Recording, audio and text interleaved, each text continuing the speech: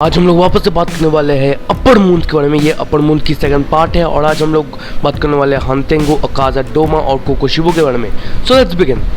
पहले हम लोग बात करने वाले हानतेंगु की। तो हानतेंगु की बैक स्टोरी ऐसी होती थी कि वो एक क्रिमिनल होता है। हाँ, वो पहले भी बुरा था, अभी भी बुरा है। तो वो चोरी चकारी करता था, बहुत बड़े बड़े काम करता था, मर्डर वर्डर करता था।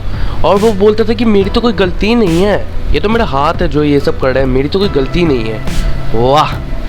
और उसकी वजह से लोग उसका तो विश्वास करते नहीं थे और एट द एंड उसके हाथ पैर काट दिए थे और हानतेंगु मरने ही वाला था। एक केज में उसको रख दिया था, जेल में रख दिया था। पर अपना मुजान द माइकल जैक्सन आता है, हानतेंगु को डीमन बनाता है और हो गया भाई, डीमन हो गया भाई, अपर मून 4 बन गया। अब यहाँ पे हानतेंगु तुम लोग स्वॉर्ड्समैन विलेज आर्क में देखोगे और हानतेंगु इज़ द रियल डील। वो बहुत ज़्यादा पावरफुल भी है। हानतेंगु को अगर तुम काटोगे तो उसमें से 2 और रूप्स निकलते हैं। एक्चुअली उसके 4 अलग अलग रूप्स होते हैं और हर एक का अलग अलग इमोशन होता है। एक एंगर, एक प्लेजर, एक हंसी मजाक का, एक रोने वाला। तो उसके 4 अलग अलग रूप्स हैं और चारों के पास अलग अलग पावर्स हैं और हर एक रूप उसका is equal to an upper moon. हर एक के पास अपर मून जैसी पावर्स है। साथ ही में अगर तुमको हानतेंगु को मारना है तो तुम लोगों को इन चारों के साथ तो लड़ाई करना होगा। फिर जाके जो हानतेंगु का रियल बॉडी है, जो उसका जो छोटा सा रूप होता है, उसको भी तुमको काटना पड़ेगा। तो इन चारों से लड़के तुम्हें उस मेन बॉडी को मारना पड़ेगा, तभी तुम हानतेंगु को हरा पाओगे। तो हमें स्वॉर्ड्समैन विलेज आर्क में भी दिखा देता है, जहाँ पे तानजीरो, नेजुको और अपना जो मोइचिरो है, ये सब लड़ ही रहे थे। मोइचिरो तो बाद में चला गया था, नेजुको और Tanjiro most of the time वहाँ से लड़ रहे थे। और जहाँ वहाँ पे गेन्या भी था, जहाँ पे वो लड़ाई कर रहा था। सारे लोग ओवर पावर करने की कोशिश कर रहे हैं। फिर जब देख रहा था अपना सेकिदो जो एंगर वाला है, वो देख रहा था कि वो लोग अपने मेन बॉडी को खोने वाले हैं। तो अपना सेकिदो जो होता है वो सीरियस होता है, वो अपने बाकी सारे बॉडीज़ को कंज्यूम करता है। और पर्सनैलिटी तो उसकी एंगर वाली रहती है, पर पावर उसके हर एक के पास होता है। मतलब सेकिदो बन जाता है अब जोहाकुटेन, जिसके पास पावर तो सारी है पर पर्सनैलिटी उसकी है। तो उसकी वजह से वो बहुत ज़्यादा ही ज़्यादा पावरफुल हो जाता है। वो एक एक ड्रम्स बजाता है और अलग अलग पावर्स आती है। यहाँ पे तानजीरो मरने ही वाला होता है, पर यहाँ पे अपनी लव हाशिरा मित्सुरी आके उसे बचा देती है और फिर इन दोनों की भी फाइट होती है। And at the end Tanjiro, Genya, Nezuko और मित्सुरी मिलके उसके मेन बॉडी को काट ही देते हैं। जहाँ पे तानजीरो देखता है कि गले को काटने के बाद भी वो चल रहा है और किसी तरह तानजीरो को पता चल जाता है कि हानतेंगु को गला काट के नहीं होगा, उसका एक्चुअल जो दिल है वहीं पे मारना होगा, तभी वो मरेगा। तो ये चाहता है, वहाँ पे लास्ट में जाके उसके दिल को भी काट देता है। यहाँ पे हमें कुछ मेन चीज़ें पता चलती है।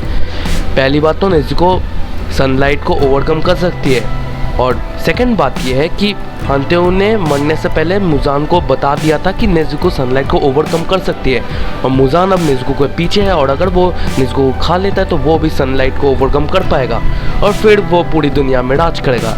We know that. तो यहाँ से हानतेंगु की स्टोरी तो ख़त्म हो जाती है। लास्ट एपिसोड भी आने वाला होगा 1-2 दिन में, वहाँ पर हम लोग देख ही लेंगे। उससे पहले मैं वीडियो डाल दूँगा। अब हम लोग बात करने वाले अपर मून 3 अकाजा के बारे में। तो अकाजा जब वो एक ह्यूमन फॉर्म में था, उसका नाम हाकुजी था। वो एक जेब कतरी था। हाँ, क्योंकि वो बहुत ही गरीब फैमिली में था और उसके पास और कोई ऑप्शन नहीं था। उसके पापा बहुत ज़्यादा बीमार रहते थे और वो हमेशा जेब काटता था। ऐसे ही करते करते उसको 3 बार पकड़ा गया और तीसरी बार जब उसको पकड़ा गया, बहुत उसको मारा कूटा गया, उसको टैटूज़ वगैरह लगा दिया गया और बोला कि अगली बार अगर तुमने ये सब किया तो हम तुमको जान से मार देंगे। तो ऐसे ही करते करते अकाजा एक दिन घर में आया, जहाँ पे उसने देखा कि उसके पापा ने खुदकुशी कर ली। वो बोला कि मैं तुम्हारे ये चुराए हुए पैसे से जीना नहीं चाहता, अपने जो तुम्हारा अभी भी टाइम है तुम्हारे जीवन को, तुम इस जीवन को अच्छे से जियो। तो अकाजा के पास कुछ तो था नहीं, तो वो अब एक नॉर्मल सा बंदा बन गया था। उसके पास कोई नहीं था रहने के लिए, तो वो सबको मार पीटता रहता था। ऐसी एक बंदा था कीजो बोल के, जो अकाजा की ये लड़ाई वड़ाई देख के उसको एक टाइप से अडॉप्ट करता है और बोलता है कि मैं तुमको यहाँ पे सिखाऊंगा, डोजो सिखाऊंगा, तुमको मार्शल आर्ट सिखाऊंगा। उसके बदले तुम्हें मेरी बेटी की मदद करनी पड़ेगी, उसका ख्याल रखना पड़ेगा। और यहाँ पे मैं बता दूँ इनकी फैमिली में क्या सीन है। तो ये जो केंजो है, इसकी बेटी का नाम कोयोकी है और उसकी माँ कोयोकी की माँ मर गई थी बिकॉज ऑफ स्ट्रेस। और कीजो और कोयोकी अभी रहते हैं, कोयोकी बहुत ज़्यादा बीमार रहती है। ऐसे में अपना जो अकाज़ा होता है जो अभी नॉर्मल ह्यूमन फॉर्म में, उसकी बहुत देखभाल करता है 3 साल तक। और 3 साल के बाद कोयोकी बहुत ज़्यादा अच्छी हो जाती है, उसकी हेल्थ बहुत ज़्यादा अच्छी हो जाती है। यहाँ पे वो अभी मार्शल आर्ट्स में भी बहुत अच्छा हो चुका है, बहुत ज़्यादा पावरफुल भी हो चुका है। अब ऐसे ही 3 साल के बाद वो एक बार मतलब अपना जो हाकुजी होता है, मतलब अपना अकाज़ा, वो अपने फादर के ग्रेव में जाके बोलता है कि देखो मैंने अपने लाइफ को कितना सुधार लिया है। और वो जब आ रहा था तब उसने देखा कि उसको पता चला कि उसका जो राइवल डोजो गैंग था उन्होंने एक पॉइजन पानी में मिला दिया था और कोयोकी और केजो वो सब खा के मर गए। इससे अकाज़ा बहुत ज़्यादा गुस्सा हो गया और वो अपने राइवल डोजो के पास गया। वहाँ पे 67 लोगों को मारा विद बेयर्ड हैंड्स। जब ये खबर मुजान को पता चली तो उसने सोचा कि भाई एक नॉर्मल इंसान ये सब कैसे कर सकता है, इतना पावरफुल एक नॉर्मल इंसान कैसे हो सकता है। और उसने अकाज़ा को एक डीमन बना दिया। यहाँ पे अकाज़ा को अपनी पास्ट लाइफ के बारे में कुछ नहीं पता था, सिर्फ सबकॉन्शियस में उसको सिर्फ यही पता था कि उसको और ज़्यादा स्ट्रॉन्ग बनना है। हम लोग ने अकाज़ा को पहली बार मुगेन ट्रेन आर्क में देखा था जहाँ पे उसने फ्लेम हाशिरा को मार दिया था, मेरे पर्सनल फेवरेट हाशिरा को मार दिया था। और फिर लास्ट में जाके अकाज़ा को हम फिर से इन्फिनिटी कासल आर्क में देखते हैं, जिसके बारे में मैंने अलग से वीडियो बनाई है, मैं प्लेलिस्ट डाल दूँगा, देख लेना। तो इसमें सिर्फ इतना ही मैं बता देता हूँ कि यहाँ पे तांजीरो और क्यू लड़ाई करते हैं और लास्ट में अकाज़ा मर जाता है। अब कैसे मरता है वो तुम उस वीडियो को देख के कर दो, पूरा डिटेल वीडियो है, बहुत बड़ा भी वीडियो होगा। और यहाँ पे अकाज़ा की डेथ हो जाती है। अब हम लोग जा रहे हैं और बात करने वाले हैं द मोस्ट डेविलियस कैरेक्टर डोमा के बारे में। तो डोमा का शुरुआत हुआ था बहुत ही ज़्यादा अलग तरह से। उसके आंखें थे रेनबो कलर की, तो लोग उसको भगवान का रूप मांगते थे और इसलिए डोमा का एक नया कल्ट बना जिसका नाम था इटर्नल पैराडाइज, जहाँ पे लोग डोमा को पूछते थे, डोमा को अपनी फीलिंग्स के बारे में बताते थे। और डोमा रोता था, पर वही रोता था, पर उसके पास कोई ऐसे फीलिंग्स नहीं थे। और डोमा के पास ऐसे कोई फीलिंग्स नहीं थे। इसका प्रूफ भी यही है कि जब उसके माता पिता भी मरे, डोमा को कुछ फीलिंग्स नहीं हुए थे, तो तब डोमा ऐसे नॉर्मल था। और वो बाद में जाके मुजान से मिलता है 20 साल में, और मुजान को देख के वो जब ऑफर करता है डोमा को कि तुम डीमन बन जाओ, वो डीमन बन भी जाता है। ऐसा कोई ट्रॉमा वामा कुछ नहीं था।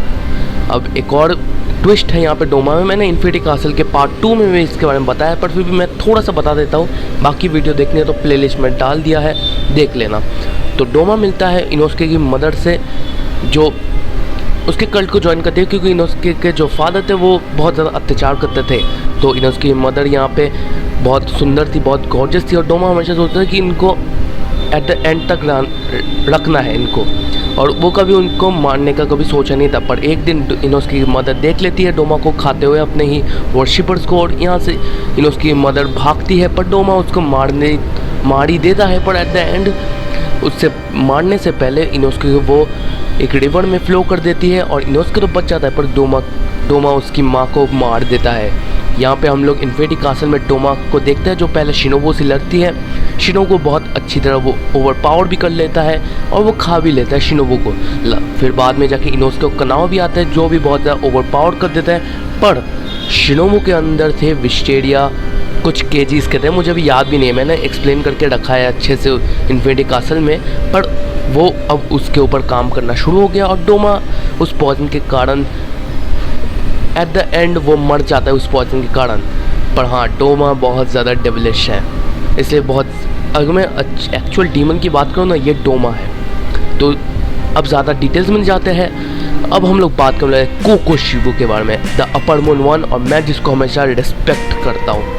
तो अपने कोकोशिबो का रियल नाम था मिचिकात्सु, और मिचिकात्सु ही एक्चुअली योरिची का एक ट्विन ब्रदर है। हम योरिची के ऊपर अलग से वीडियो बनाएंगे, तो मैं ऊपर से मिचिकात्सु के पर्सपेक्टिव में तुम्हें समझा देता हूँ। तो मिचिकात्सु हमेशा से मतलब एक डीमन स्लेयर तो मैं बोलूँगा एक स्वॉर्डमैन बनना चाहता था, और क्योंकि अपना योरिची गॉड गिफ्टेड था ही भाई वो स्वॉर्डमैन, तो मिचिकात्सु को लगा कि योरिची को ही टेम्पल भेज दिया जाएगा और उसको फर्दर ट्रेनिंग के लिए सब कुछ करा जाएगा। तो यहाँ पे मिचिकात्सु कोशिश तो करता है, पर एट द एंड योरिची को टेम्पल भेज ही दिया जाता है। यहाँ पे मिचिकात्सु बहुत ज़्यादा चलता रहता है क्योंकि योरिची बहुत ज़्यादा गॉड गिफ्टेड बहुत ही कुछ है, पर इससे कुछ ज़्यादा फ़ायदा नहीं होता। बहुत सालों तक योरिची नहीं रहता है उनके पास और मिचिकात्सु बड़ा होता है, उसके बीवी बच्चे होते हैं। पर एक दिन एक कैंप में वो लोग नॉर्मली रह रहे थे और एक डीमन आके उनके ऊपर अटैक कर देता है। यहाँ पे से मिचिकात्सु और उसकी फैमिली सर्वाइव करती है, पर वो डीमन उनके ऊपर अटैक करने ही वाला था। पर उससे पहले योरिची आता है और सबको मार देता है, सारे डीमंस को वहाँ पे मार देता है। यहाँ पे मिचिकात्सु देखता है कि योरिची कितना पावरफुल बन चुका है, इससे उसकी जलन और बढ़ती है और वो फाइनली अपने बीवी बच्चों को छोड़ के एक डीमन स्लेयर बनने चला जाता है। बाद में वो जाके खाशिरा भी बनता है। पर फिर एक चीज़ मैं बता ही देता हूँ, तुम लोगों को पता भी होगा कि डीमन स्लेयर मार्क के अनलॉक होने के बाद हमेशा सारे डीमन स्लेयर 25 साल के ऊपर नहीं बचते। 2 योरिची बचा था, पर इस डर के कारण मिचिकात्सु जो था वो मुजान के साथ मिल गया और वो बन गया एक अपर मून 1 डीमन कोकोशिबू। यहाँ पे जब अपने योरिची ने सन ब्रीदिंग और ब्रीदिंग स्टाइल्स का इजाद किया, यहाँ पे अपने मिचिकात्सु ने भी मून ब्रीदिंग का इजाद किया और वो सेकंड स्ट्रॉन्गेस्ट है सन ब्रीदिंग के बाद। और मून ब्रीदिंग के बहुत सारे फॉर्म्स है, मैंने इन्फिनिटी कासल के रिसेंट वीडियो में मैंने बताया था, तो वो भी देख लेना। तो यहाँ पे लास्ट में जाके मिचिकात्सु और योरिची की एक फाइट होती है, जहाँ पे वो तो अपना मिचिकात्सु तो डीमन, तो उसकी तो एज ज़्यादा होती नहीं। यहाँ पे अपना योरिची नॉर्मल है और वो 80 साल में था। दोनों की फाइट होती है, पर मुझे लगता है योरिची मन में नहीं लड़ा था और मिचिकात्सु इजीली उसे मार देता है। और हम लोग बाद में देखते हैं कोकोशिबू यानी कि मिचिकात्सु को इन्फिनिटी कासल आर्क में, जहाँ पे वो मोइचिरो, सानिमी, ग्योमी और गेन्या से लड़ता है और लास्ट में जाके वो सब लोग मार ही देते हैं। बहुत ही ज़्यादा मशक्क़त करने के बाद मिचिकात्सु यानी कि कोकोशिबू मारा जाता है और यहीं पे स्टोरी ख़त्म हो जाती है। तो हाँ, अपर मून की सारी स्टोरीज मैंने कवर कर दी है 2 पार्ट्स में। तो मिलते हैं अगली वीडियो में, तब तक के लिए गुड बाय।